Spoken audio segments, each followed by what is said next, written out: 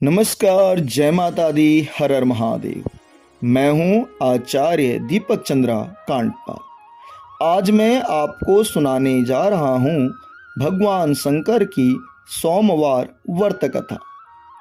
एक ऐसी कथा जिसे सुनने मात्र से ही सभी मनोकामनाएं पूर्ण होती हैं, पापों का नाश होता है। इसलिए आज की इस कथा को आप अंत तक अवश्य सुनें। आइए अब कथा प्रारंभ करते हैं। एक नगर में एक साहूकार रहता था। वह साहूकार नित्य प्रतिदिन शिवालय जाता, भगवान शंकर का पूजन करता और उन्हें सुंदर सुंदर पकवानों का भोग लगाकर प्रसन्न करता। लेकिन उस साहूकार की कोई भी संतान नहीं थी। माँ पार्वती उस साहूकार की भक्ति से बड़ी प्रसन्न होती हैं और एक दिन भगवान शंकर से कहती हैं कि हे प्रभु, आप उस साहूकार को पुत्र प्राप्ति का आशीर्वाद दीजिए। तो भगवान शंकर कहते हैं कि हे देवी, उस साहूकार के भाग्य में संतान नहीं है। अगर उसकी कोई संतान भी होगी तो वह अल्प आयु की होगी, 14 वर्ष तक ही जीवित रहेगी। यह सुनकर भी माँ पार्वती बार बार भगवान शंकर से आग्रह करती हैं कि नहीं, आप उससे संतान प्राप्ति का आशीर्वाद दीजिए। तो माँ पार्वती के कहने से भगवान शंकर साहूकार को पुत्र प्राप्ति का आशीर्वाद देते हैं और कहते हैं कि इसकी आयु 14 वर्ष की ही होगी, अल्प आयु का आपका पुत्र होगा। समय बीता, भगवान के आशीर्वाद से साहूकार को पुत्र की प्राप्ति हुई। पुत्र को पाकर वो बड़ा प्रसन्न हुआ। वह पुत्र अपनी सुंदरता से सभी का मन मोह लेता था। धीरे धीरे पुत्र बड़ा होने लगा और शिक्षा के योग्य हुआ।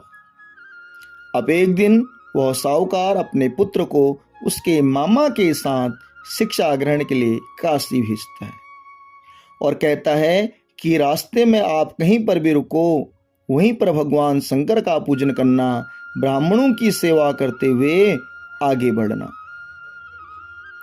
कुछ दूरी की यात्रा करने के पश्चात दोनों मामा भांजे एक नगर में विश्राम करते हैं और उस दिन उस नगर की राजकुमारी का विवाह एक राजकुमार से होता है। लेकिन वह राजकुमार आंखों का अंधा होता है और इसी बात को छुपाने के लिए राजकुमार के दूतों की नज़र उस सुंदर से साहूकार के पुत्र पर पड़ती है। तो वह उसे अपने पास बुला लेते हैं और राजकुमारी के साथ विवाह करने के लिए कहते हैं, नहीं तो उचित दंड देने के लिए कहते हैं। अब उस साहूकार के पुत्र का विवाह राजकुमारी के साथ हो जाता है। विदाई से पहले साहूकार का पुत्र राजकुमारी को बतलाता है कि मैं वह राजकुमार नहीं हूँ जिसके साथ आपका विवाह होना था। वह तो आंखों से अंधा है, इसलिए मुझे इस विवाह मंडप पर बैठाया गया। मैं तो शिक्षा ग्रहण के लिए काशी जा रहा हूँ। इस बात को जब राजकुमारी जानती है तो वह अपने पिता को बतलाती है कि हमारे साथ धोखा हुआ है, लेकिन मैं अब अपना पति उस साहूकार के पुत्र को ही मान चुकी हूँ, जो भी शिक्षा ग्रहण के लिए काशी गए हैं। उधर साहूकार का पुत्र अब काशी पहुंचकर शिक्षा ग्रहण करता है और एक दिन उसकी तबीयत अचानक से बिगड़ जाती है और उसकी मृत्यु हो जाती है। यह देखकर मामा रोने लगता है, विलाप करने लगता है कि अचानक से यह क्या हो गया।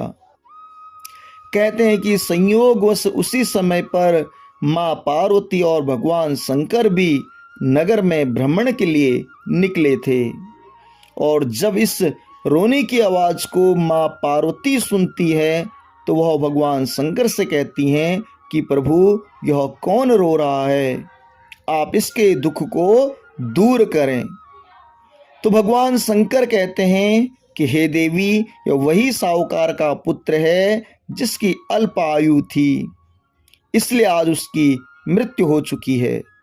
माँ पार्वती ने भगवान शंकर से कहा कि हे देव, आप उस पुत्र को जीवन दान दें।